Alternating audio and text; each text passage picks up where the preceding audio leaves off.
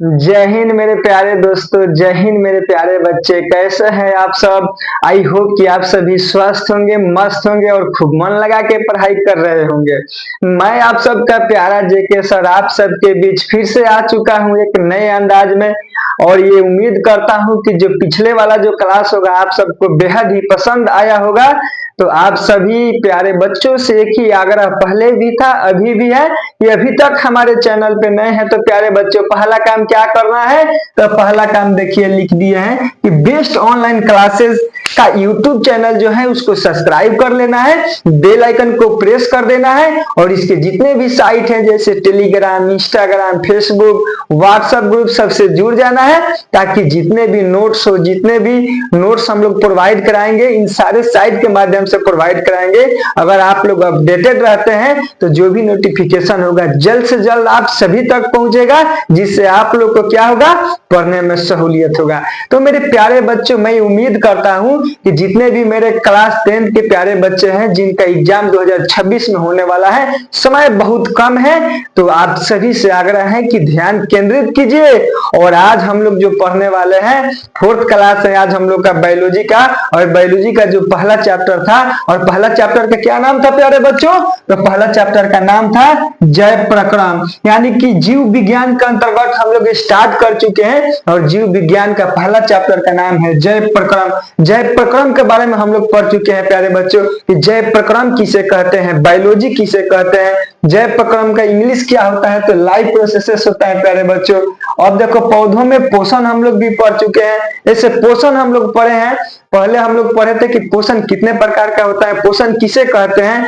अब हम लोग क्या आज पढ़ने वाले हैं प्यारे बच्चों? तो आज का जो टॉपिक है हम लोग का पौधों में पोषण, न्यूट्रिशन इन प्लांट्स के बारे में पढ़ेंगे। तो प्यारे बच्चों सबको पता है कि अगले क्लास में जो थे पोषण के बारे में बताए थे कि पोषण किसे कहते हैं, वैसे ही पोषण के बाद हम लोग आएंगे पौधों में पोषण कैसे होता है। आपको पहले भी बताए थे कि इस पूरे ब्रह्मांड में जितने भी सजीव हैं सबको क्या है, अपने लाइफ को चलाने के लिए, जैव प्रक्रम की क्रिया को संचालित करने के लिए पोषण अनिवार्य है। और जितने भी सजीव हैं अगर पोषण नहीं करेंगे तो सजीव नहीं रहेंगे प्यारे बच्चों। तो जैसे मनुष्यों में होता था, जीव जंतुओं में होता था पोषण की क्रिया, वैसे ही आज हम लोग पढ़ेंगे कि पौधों में पोषण कैसे होता है। तो मेरे प्यारे बच्चों समय बहुत कम है, इसलिए इधर उधर के बातों में नहीं पड़िए, आलतू फालतू बातों में आप लोग अपना जो समय वेस्ट मत कीजिए। और जेके सर जो अभी आप लोग को बेस्ट ऑनलाइन क्लासेस के माध्यम से आज क्लास करा रहे हैं और ये दावे के साथ बोल रहे हैं कि यहीं पे याद करा के भेजेंगे, बस अपना जो है समय यहाँ पे दीजिए, जितना देर पढ़ा रहे हैं लिखने की जरूरत नहीं पड़ेगा, ये जेके सर का वादा है।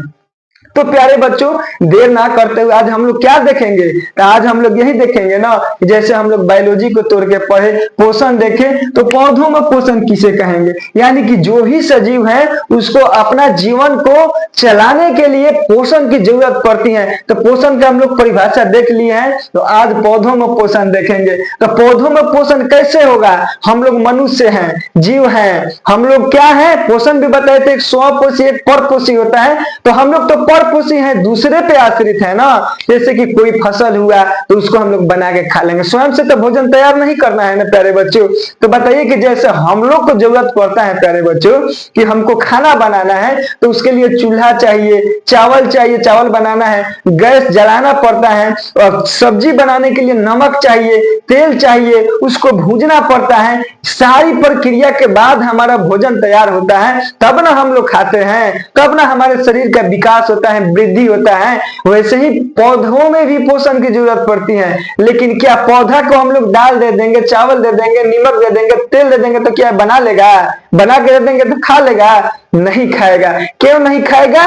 क्योंकि हम लोग जो है, मनुष्य जो है, जीव जंतु जो है प्यारे बच्चों, वो क्या है, परपोषी है, दूसरे पे आश्रित है। लेकिन ये जो है पौधा जो है ये क्या है, स्वपोषी है, ये अपना जो भोजन है स्वयं से तैयार करता है। लेकिन मेरे प्यारे बच्चों ध्यान देने वाली बात यहीं पे है कि स्वपोषी तो है, लेकिन जैसे हम लोग को सामग्री की जरूरत पड़ती है भोजन बनाने के लिए, चूल्हा चाहिए, गैस चाहिए, हम लोग को खाना बनाने के लिए नमक चाहिए, तेल चाहिए, बहुत सारा सब्जी बनाने के लिए विभिन्न प्रकार की सामग्री की जरूरत पड़ती है, वैसे ही जो पौधा होता है प्यारे बच्चों, पौधा होता है, इसको भी अपना भोजन तैयार करने के लिए, अपना पोषण करने के लिए, अपने आप को वृद्धि करने के लिए, जीवित रखने के लिए ये सजीव है, स्वपोषी है, लेकिन इसमें भी एक क्रिया होती है और उस क्रिया का नाम क्या है? प्रकाश संश्लेषण। तो क्वेश्चन प्यारे बच्चों एग्जाम में डायरेक्ट पूछता है कि प्रकाश संश्लेषण किसे कहते हैं? क्या पूछता है प्यारे बच्चों? प्रकाश संश्लेषण किसे कहते हैं? लेकिन एक बात बताओ प्यारे बच्चों, क्या आप तक अभी तक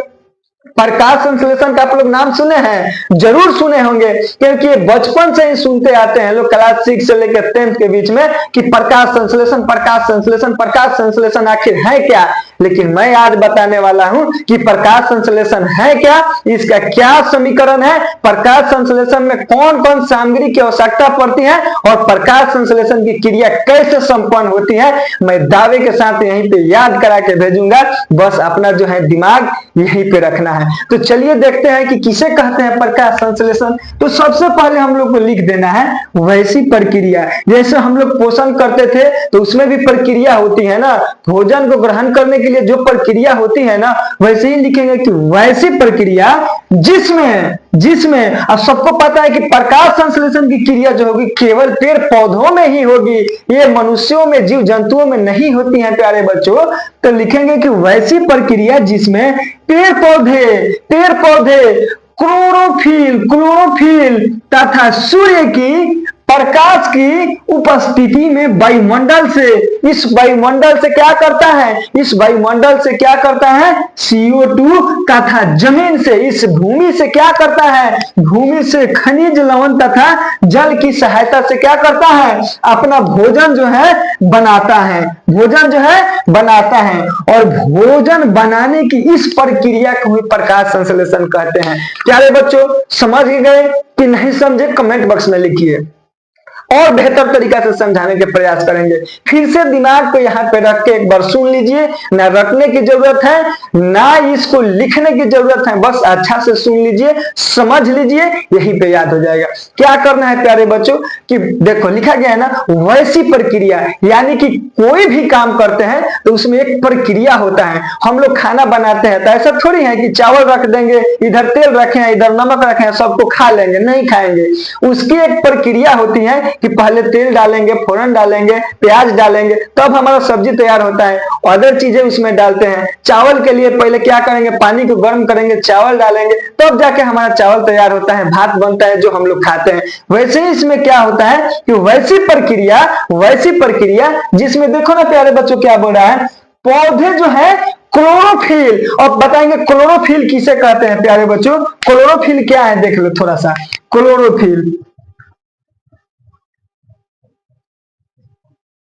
प्यारे बच्चों, क्लोरोफिल का नाम आप लोग सुने होंगे कि अक्सर हम लोग गांव में बहुत बुजुर्ग जो होते हैं, जो पढ़े लिखे होते हैं, बात बात में ये चीज पूछते हैं, अच्छा एक बात बताओ कि खून का रंग लाल क्यों होता है? बहुत सारे लोग जो होते हैं पूछते हैं। आखिर एक बात बताओ कि जितने भी पेड़ पौधे होते हैं उसके पत्ती जो होता है हरा क्यों होता है? तो हरा इसलिए होता है प्यारे बच्चों क्योंकि उसमें क्लोरोफिल पाया जाता है, पर्णहरित पाया जाता है, जिसके कारण पत्तियां जो होती है हरा होता है, पत्तियों का रंग हरा होता है। तो जब भी पत्ती हरा है तो पत्ती में क्या रहता है, क्लोरोफिल। तो इसलिए मैं बोल रहे हैं कि पेड़ पौधे क्लोरोफिल पत्तियों में पाया जाता है। क्लोरोफिल तथा अब देखो क्लोरोफिल पहला हो गया, अब वायुमंडल में क्या ले लेगा, CO2, और CO2 का ही मतलब क्या होता है प्यारे बच्चों, कार्बन डाइऑक्साइड, कार्बन डाइऑक्साइड।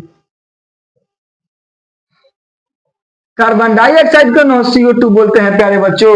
जैसे ऑक्सीजन को O2 बोलते हैं वैसे CO2 को कार्बन डाइऑक्साइड बोलते हैं। तो कार्बन डाइऑक्साइड गैस है और कार्बन डाइऑक्साइड के बारे में पहले क्लास में बता चुके हैं। हम लोग जो श्वास के रूप में लेते हैं ऑक्सीजन लेते हैं, जो श्वास लिए वो ऑक्सीजन है, जो छोड़ रहे हैं वही ना CO2 है, वही ना क्या है, CO2 है प्यारे बच्चों। तो इसी चीज को देख लेना है। और इस वायुमंडल में CO2 है तो इस वायुमंडल से CO2 ले लेता है तथा इस जमीन के अंदर जल होता है। सबको पता है जब भी हम लोग खोदते हैं तो हमको नमी मिलता है, कुआं खोदते हैं तो पानी आने लगता है, पंपी सेट को हम लोग जैसे कल का चापा कल हिलाते हैं तब भी पानी निकलता है। यानी इस जमीन के अंदर जो है नमी है, पानी है। तो इस जमीन जमीन से ही क्या करता है, खनिज लवण तथा जल की सहायता से अपना भोजन तैयार करता है। तो प्यारे बच्चों हम लोग समझ गए कि क्या करना है, भोजन की वैसी प्रक्रिया जिसमें क्लोरोफिल की सहायता से तथा सूर्य की सहायता से, सूर्य की जो प्रकाश होता है उसकी सहायता से, और जमीन से खनिज लवण जल लेता है, और वायुमंडल से CO2 लेता है, और क्लोरोफिल की सहायता से जो भोजन तैयार होता है। और इस पूरे घटनाक्रम को, इस पूरे प्रक्रिया को ही हम लोग प्रकाश संश्लेषण कहते हैं। तो अब बताओ ना कि याद हुआ कि नहीं हुआ, और बताओ कि रटने की जरूरत है नहीं है। अगर यहीं पे सुन लोगे तो तुम्हारा जो है प्रकाश संश्लेषण किसे कहते हैं, अगर कहीं भी क्वेश्चन दिख जाए तो तुमको सोचना नहीं पड़ेगा कि काश की कोई चीट दे दे तो लिख लेते, काश हम पढ़ लिए होते तो लिख लेते, यहीं पे याद हो जाएगा। तो प्यारे बच्चे उम्मीद करते हैं आप लोग को जो है ये टॉपिक बहुत ही बेहतरीन तरीका से समझ में आया होगा। तो हम सबसे आग्रह करेंगे कि लाइक कर दीजिए और ज्यादा से ज्यादा अपने दोस्तों को पास शेयर कीजिए, ताकि ये वीडियो आपके साथ साथ आपके मित्र, आपके दोस्त भी उठा सके लो जिनका एग्जाम 2026 में होने वाला है। तो प्यारे बच्चों प्रकाश संश्लेषण समझ गए हम लोग, और प्रकाश संश्लेषण समझ गए तो प्रकाश संश्लेषण के लिए आवश्यक सामग्री क्या है। जैसे खाना बनाने के लिए सामग्री क्या होता है, तो खाना बनाने के लिए जैसे सामग्री होगी, आपको खाना बनाना है तो गैस चाहिए, आलू चाहिए, प्याज चाहिए, टमाटर चाहिए। वैसे ही आखिर हम लोग प्रकाश संश्लेषण के लिए कौन कौन सी हमको सामग्री चाहिए, इसके लिए हम लोग थोड़ा सा देख लेते हैं। तो प्यारे बच्चों पहला सामग्री क्या हो जाएगा, तो पहला सामग्री देखो यहीं पे मिटा के लिखते हैं। प्यारे बच्चों पहला सामग्री क्या होगा, हम मिटा के लिख देते हैं।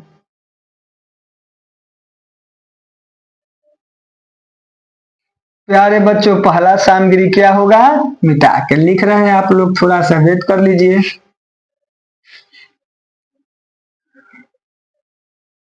तो प्रकाश संश्लेषण के लिए पहला सामग्री क्या हो जाएगा प्यारे बच्चों, क्लोरोफिल।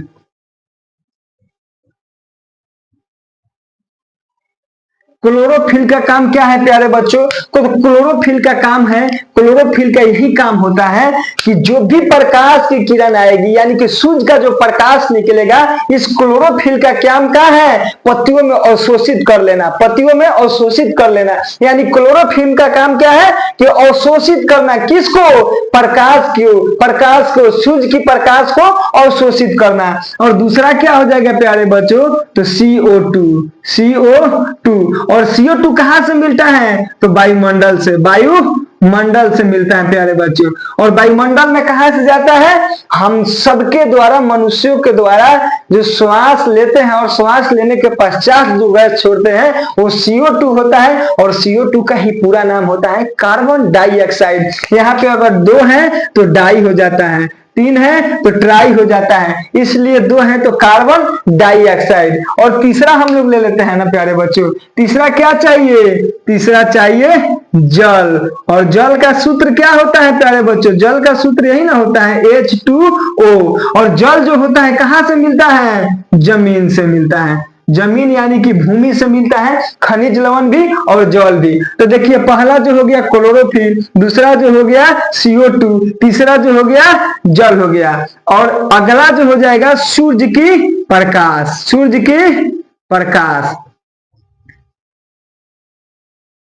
तो प्यारे बच्चों अगर कोई एग्जाम में पूछता है कि प्रकाश संश्लेषण किसे कहते हैं, इसके आवश्यक सामग्री को लिखें, तो क्या आप लोग नहीं लिख दीजिएगा। या फिर क्वेश्चन ये आ गया कि प्रकाश संश्लेषण किसे कहते हैं, तो आप लोग नहीं लिख दीजिएगा। और इतना सामग्री हो गया, इसको समझ लिया आप लोग कि क्लोरोफिल का काम है कि सूर्य के प्रकाश को अपने अंदर अवशोषित कर लेना।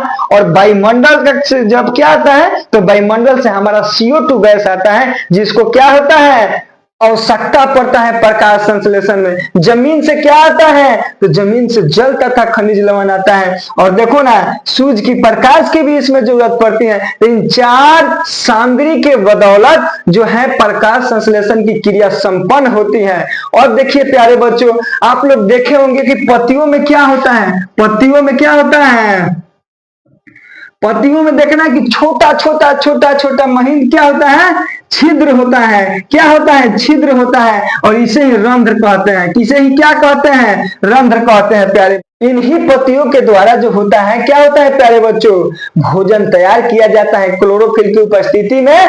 तो प्यारे बच्चों, अगर कोई पूछेगा कि बताइए कि प्रकाश संश्लेषण किसे कहते हैं, तो उम्मीद करता हूं कि आप सब बता दीजिएगा। और देखिए पत्तियों का काम क्या है, अगर कोई पूछ देगा कि एक बात बताइए कि पत्तियां जो होता है कि केवल पत्ती में ही भोजन तैयार होता है, तो हाँ मेरे प्यारे बच्चों, पत्तियों में ही भोजन को तैयार करके विभिन्न शाखाओं तक, विभिन्न अंगों तक उसके पहुंचाया जाता है। तो पत्ती में ही प्रकाश संश्लेषण की क्रिया संपन्न होती है। लेकिन एक और बात यहाँ पे आती है प्यारे बच्चों, क्या आती है, आप सबके लिए जानना बेहद जरूरी है। जैसे हम लोग क्या करते हैं, चाहे दिन हो चाहे रात हो, हम लोग श्वास के रूप में ऑक्सीजन गैस लेते हैं और श्वास जो छोड़ते हैं कार्बन डाइऑक्साइड छोड़ते हैं। लेकिन अक्सर जो बच्चा होता है ऑब्जेक्टिव में गलती कर बैठता है, अक्सर क्वेश्चन क्या पूछता है कि प्यारे बच्चों प्रकाश संश्लेषण में कौन सी गैस को उपयोग किया जाता है, यानी प्रकाश संश्लेषण के क्रिया के लिए कौन गैस आवश्यक है।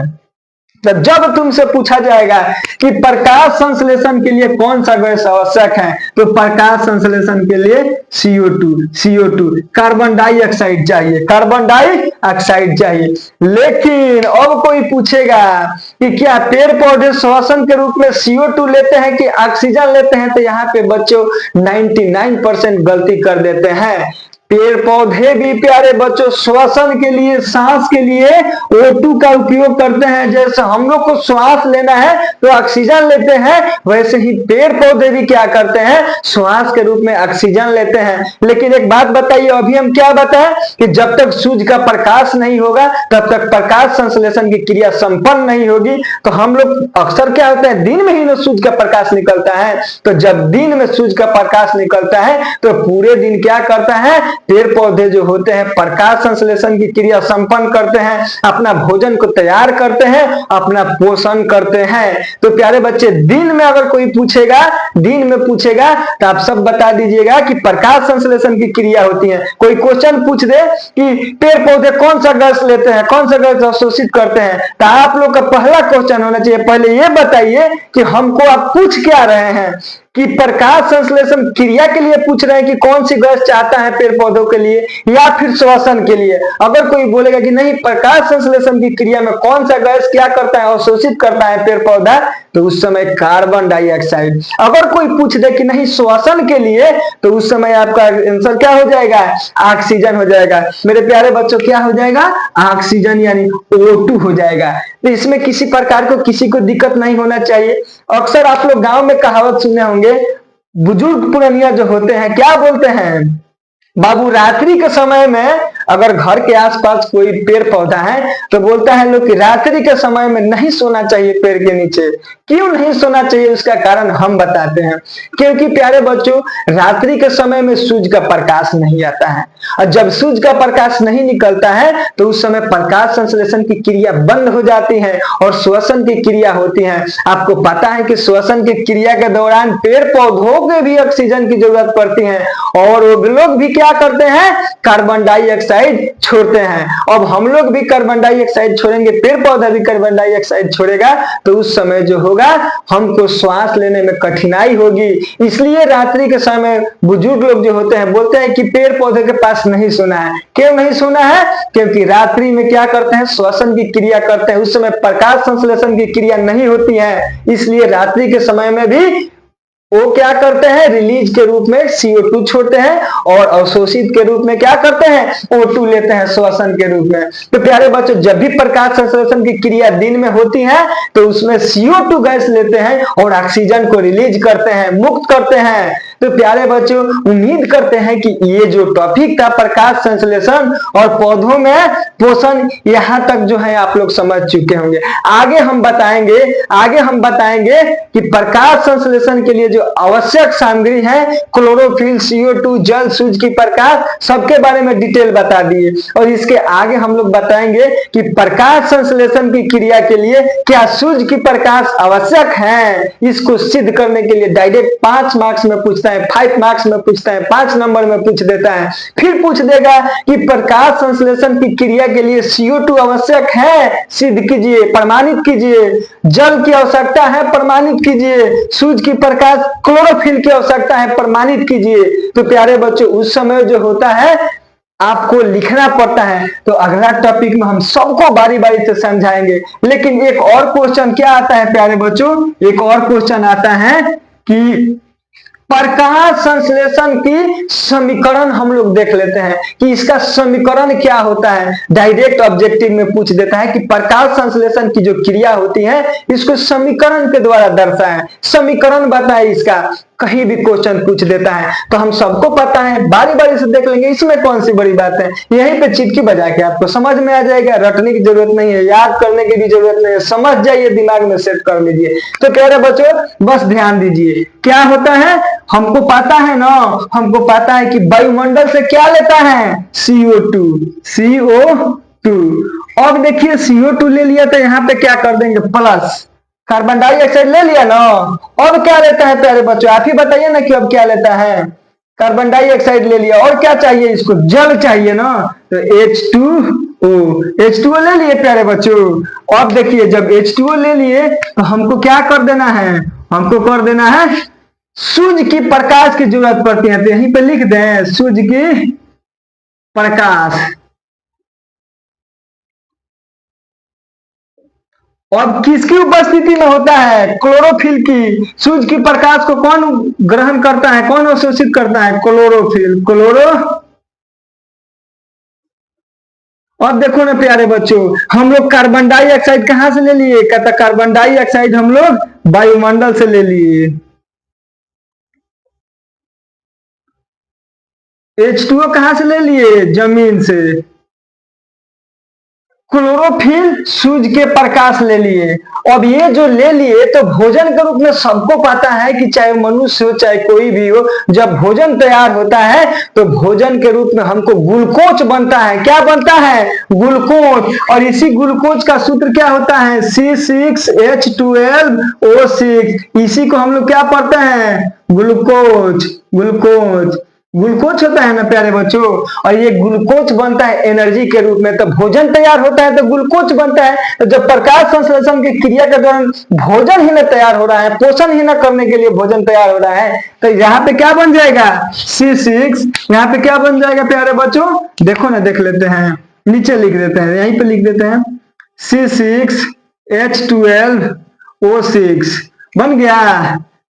इसको नीचे लिख देते हैं, नहीं तो यहाँ पे हटेगा नहीं। चलो यहाँ पे क्या बन रहा है देख लेते हैं। यहाँ पे क्या बनेगा, तो C6H12O6 प्लस में आपका क्या मुक्त होता है, प्लस में आपका ऑक्सीजन मुक्त होता है। अभी बताए ना, प्रकाश संश्लेषण की क्रिया के दौरान कार्बन डाइऑक्साइड जो शोषित करता है और ऑक्सीजन गैस को मुक्त करता है। अब प्लस में जल भी, तो जल का सूत्र H2O नहीं होता है प्यारे बच्चों। आप लोग केमिस्ट्री में पढ़े होंगे, नहीं तो केमिस्ट्री पढ़ाएंगे तो तोड़ के बताएंगे ना कि C6H12O6 ये क्या हो गया, आपका ग्लूकोज का सूत्र। भोजन के उपरांत आपका ग्लूकोज बनता है। एंड मुक्त के रूप में क्या होता है, ऑक्सीजन गैस मुक्त करता है, उसको हम लोग श्वास के रूप में लेते हैं।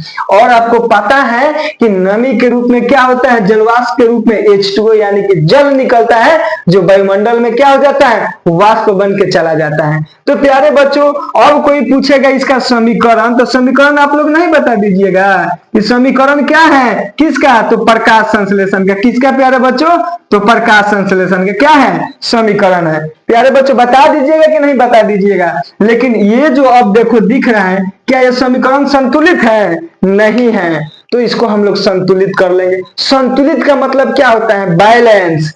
अगर मैं हाथ को ऐसे फैला रहा हूं तो संतुलन का मतलब हुआ कि जितना एंगल पे ये वाला हाथ है उतना एंगल पे राइट वाला हैंड भी होना चाहिए। ये नहीं कि कैसे किया है कैसे किया है। अब बोलेंगे कि दोनों मेरा जो हाथ है वो संतुलित में है, तो बोलेंगे कि नहीं है। तो संतुलन का मतलब होता है इक्वल, बराबर होना चाहिए। यानी कि अगर ऑक्सीजन का यहाँ पे 6 अणु है, यानी कि 6 भाग है, तो इधर भी 6 होना चाहिए, इधर भी। तो देखिए इसके इधर भी और इसके इधर भी हम लोग संतुलित कर लेंगे। तो काउंट कीजिए ना, देखिए यहाँ पे ऑक्सीजन कितना है, 6 है, यहाँ पे 2 है, 10 हो गया, यानी कि 6 2 8 हो गया, एक यहाँ पे 9 है, 9 है ना, यहाँ पे देख लेते हैं, यहाँ पे 2 है, यहाँ पे 1 है, 3 है। बताओ कि इधर 3 है इधर 9 है, तो कभी संतुलित होगा, नहीं होगा। इधर देख लेते हैं कार्बन कई गो है, 1 गो है, इधर कार्बन 6 गो है, कभी संतुलित होगा, नहीं होगा। इधर हाइड्रोजन कितना है, 2 है, इधर हाइड्रोजन 12 गो है, इधर 2 गो है, 14 गो है। बताओ कि संतुलित हुआ।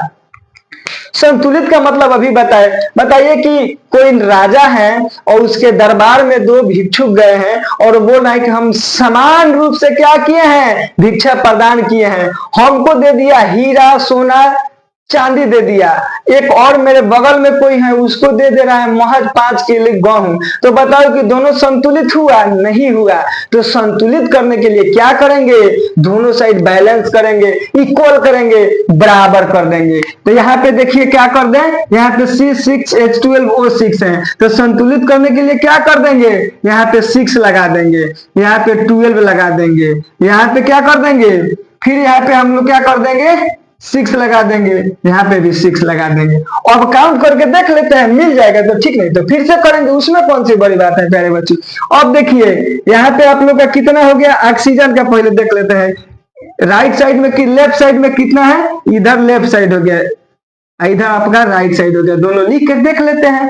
अब देखिए यहाँ पे क्या है, ऑक्सीजन, ऑक्सीजन को देख लेते हैं, ठीक है। तो ऑक्सीजन कितना है, यहाँ पे आपका हो गया 6 गुना 12, 12 हो गया। यहाँ पे देखो 12, यहाँ पे भी हो गया। अगर 12 पहले है तो इसके लिए भी 12 है, इसके लिए भी 12 है, तो 12 हो गया। तो 12 दूना 24, यानी कि किधर हो गया, लेफ्ट साइड में आपका 24 हो गया, कौन, ऑक्सीजन। तो अब राइट साइड में देख लिया जाए, इसके इधर जो समीकरण हुआ है, तो इधर देख लेते हैं कि कितना है, 6 गो यहाँ पे है आपका ऑक्सीजन, 6 गो है, यहाँ पे ऑक्सीजन कई गो है, 6 दूना 12 गो, तो 12 6 18, यहाँ पे 6 है, 18 6 24, यानी कि यहाँ पे भी 24 आ गया, यानी कि ये जो है संतुलित है। ऑक्सीजन तो मेरा बैलेंस हो गया। अब हाइड्रोजन भी देख लेंगे ना, तो यहाँ पे देखो हाइड्रोजन 6 दूना 12, यहाँ पे हाइड्रोजन नहीं है, 12 यहाँ पे है, यानी कि हाइड्रोजन भी आपका 24 हो गया यहाँ पे। अब इधर देख लेते हैं हाइड्रोजन कितना है, तो यहाँ पे देखो ना 12 दूना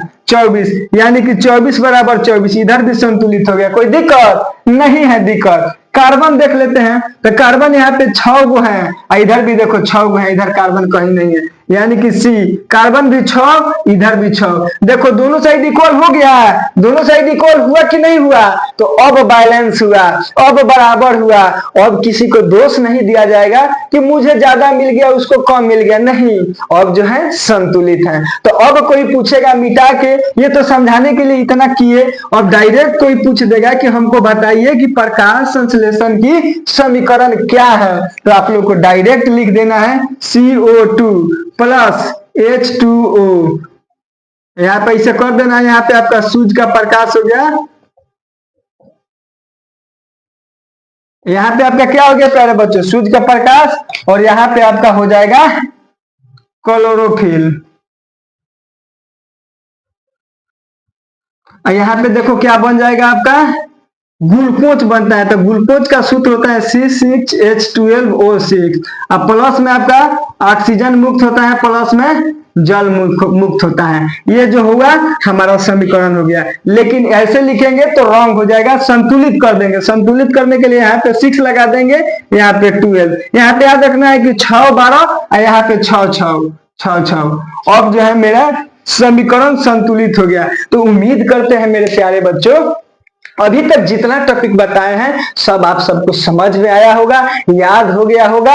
और जो बोर्ड में यह क्वेश्चन पूछ देगा तो आप लोग बिना संकोच के मन से लिख दीजिएगा और जितना मार्क्स का होगा उतना मार्क्स उठा लीजिएगा। तो मेरे प्यारे बच्चों अभी तक भी हमारे चैनल पे नए हैं तो बेस्ट ऑनलाइन क्लासेस से जुड़ जाइए। इसके जितने भी साइट हैं, वेबसाइट हैं, जितने भी इसके आईडी हैं सबको फॉलो कर लीजिए और ज्यादा से ज्यादा अपने दोस्तों के पास शेयर कीजिए ताकि हर अपडेट अपडेट आप सब तक क्या हो, जल्द से जल्द पहुंच सके। तो मेरे प्यारे बच्चों, जाते जाते मैं इतना ही कहूंगा कि आप सबका एक सब्सक्राइब, एक लाइक हमें और क्या करेगा, उत्साहित करेगा, प्रेरित करेगा, एक नए एनर्जी के साथ, एक नए उत्साह के साथ पढ़ाने के लिए, बेहतर से बेहतर तरीके से पढ़ाने के लिए। अगर किसी प्रकार का डाउट है तो आप लोग कमेंट बॉक्स में पूछिए, लिखिए उसको, और वीडियो को ज्यादा से ज्यादा शेयर कीजिए। मिलते हैं अगले क्लास में। प्रकाश संश्लेषण कौन कौन आवश्यक है इसके बारे में देखेंगे, और प्रकाश संश्लेषण के क्रिया के लिए क्या आवश्यक है उसको प्रमाणित हम लोग करेंगे। तब तक के लिए लेते हैं विदा। जय Hind. Love you all my dear student.